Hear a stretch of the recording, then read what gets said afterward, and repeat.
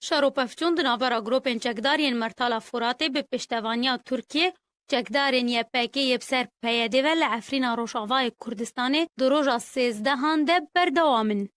Tevî ku berawerdî bi van rojên borî re îro bi giştî şeropevçûn û bombebarankirin kêm bûye. Lê li gelek navçeyan ew yek berdewam bû. Li gorî çalakvanên Xocahî ku şefa borî û îro sibaha hejmarek gundên navçeya Raco ya bi ser Efrînê ve bi giranî hatin topbarankirin. Her wiha navenda bajarokê Cindirêsê jî ji aliyê balafiran ve hat bombebarankirin du encamê de ziyaneka madî mezin roda. Derdora bindeva meydankê jî bi giranî hat armançkirin û her wiha gundên Omersimo, Serbincekê yên bi ser navçeya Mîdankê ve hatin armançkirin.